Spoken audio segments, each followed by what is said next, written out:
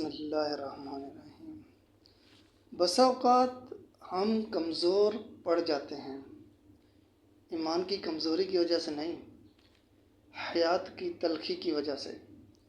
طائف کے روز نبی کریم صلی اللہ علیہ وآلہ وسلم کا ایمان ہرگز کم نہیں تھا، لیکن انہوں نے دعائے طائف میں اپنے اضعاف کی شکایت اللہ تعالیٰ سے فرمائی۔ ظلم کا ذائقہ کڑوا ہی بہت ہوتا ہے۔ اس بات کو سمجھو کہ انسان بسا اوقات ٹوٹ پھوٹ جاتا ہے۔ وہ بظاہر ہماری دنیا میں بھٹکتا پھر رہا ہوتا ہے، مگر وہ کسی اور ہی دنیا میں ہوتا ہے جس کا ہمیں کچھ پتہ نہیں ہوتا۔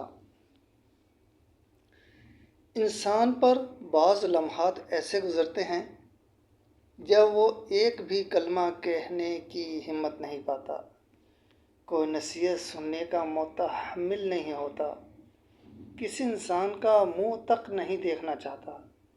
بس ایک دوسرے کے غموں کا احترام کیا کرو اور کسی شخص کی اس خواہش کی اہمیت دیا کرو جب وہ کچھ دیر اکیلا رہنا چاہتا ہو۔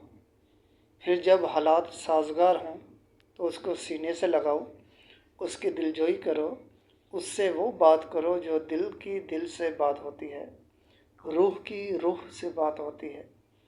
کچھ دیر کو اپنے فلسفے پرے رکھ دو۔ ٹوٹے ہوئے دل کو آغوش چاہیے ہوتی ہے، درس نہیں۔ زخمیدہ روح کا مرہم معانی کا ہوتا ہے، نصیحت نہیں۔ غم کے لمحات جینے میں کوئی برائی نہیں ہے، درد کے مارے تھوڑا سا رو لیا کرو۔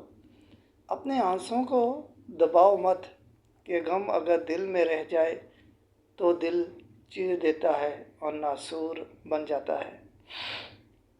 کچھ دور ہو جایا کرو کہ کوئی تمہارے ٹوٹ کر گرنے کا تماشا نہ دیکھے۔ تنہائی میں اللہ سے مناجات کرو، سجدے میں جا پڑو، اس غلام کی طرح گر گراؤ جو ہر ایک سے مایوس ہو چکا ہے۔ اپنی انگلیوں سے اپنے دل کی طرف اشارہ کرو اور کہو، مولا یہاں ایک زخم ہے، مرہم چاہیے۔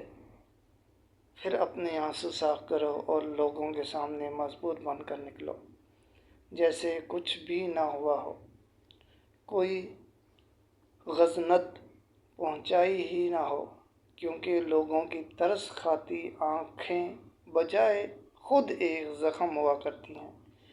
اللہ تعالیٰ ہر اس شخص کا مددگار ہو جسے سر رکھنے کو کندھا میسر نہیں۔